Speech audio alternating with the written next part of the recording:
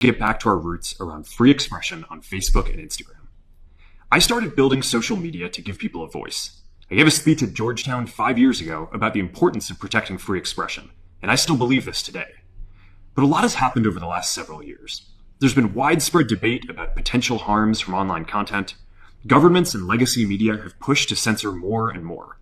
A lot of this is clearly political, but there's also a lot of legitimately bad stuff out there. Drugs, terrorism, child exploitation. These are things that we take very seriously, and I want to make sure that we handle responsibly. So we built a lot of complex systems to moderate content. But the problem with complex systems is they make mistakes. Even if they accidentally censor just 1% of posts, that's millions of people. And we've reached a point where it's just too many mistakes and too much censorship. The recent elections also feel like a cultural tipping point towards once again prioritizing speech. So we're going to get back to our roots and focus on reducing mistakes, simplifying our policies, and restoring free expression on our platforms. More specifically, here's what we're going to do. First, we're going to get rid of fact checkers and replace them with community notes similar to X, starting in the US. After Trump first got elected in 2016, the legacy media wrote nonstop about how misinformation was a threat to democracy. We tried in good faith to address those concerns without becoming the arbiters of truth. But the fact checkers have just been too politically biased and have destroyed more trust than they've created, especially in the US. So over the next couple of months, we're going to phase in a more comprehensive community notes system. Second, we're going to simplify our content policies and get rid of a bunch of restrictions on topics like immigration and gender that are just out of touch with mainstream discourse.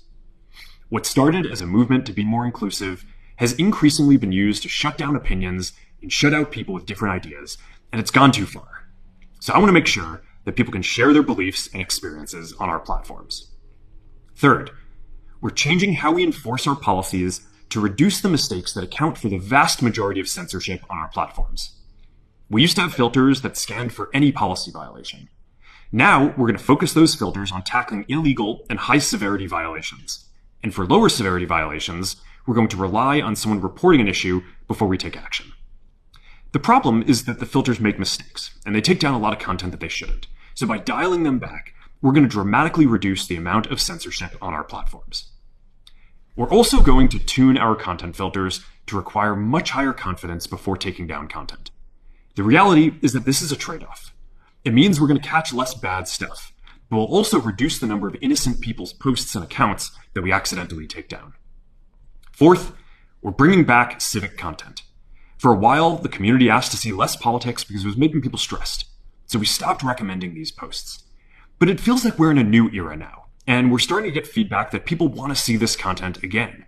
So we're going to start phasing this back into Facebook, Instagram, and Threads while working to keep the communities friendly and positive. Fifth, we're going to move our trust and safety and content moderation teams out of California, and our US-based content review is going to be based in Texas. As we work to promote free expression, I think that it will help us build trust to do this work in places where there is less concern about the bias of our teams.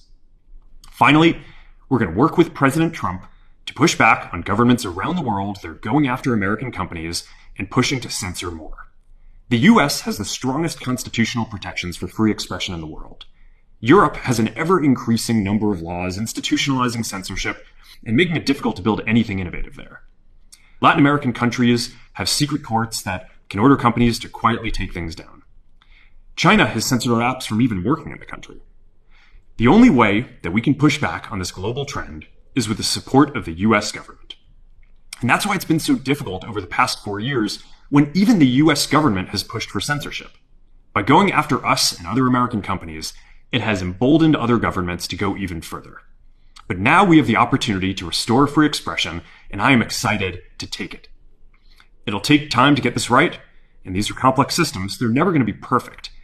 There's also a lot of illegal stuff that we still need to work very hard to remove. But the bottom line is that after years of having our content moderation work focus primarily on removing content, it is time to focus on reducing mistakes, simplifying our systems, and getting back to our roots about giving people voice. I'm looking forward to this next chapter. Stay good out there, and more to come soon.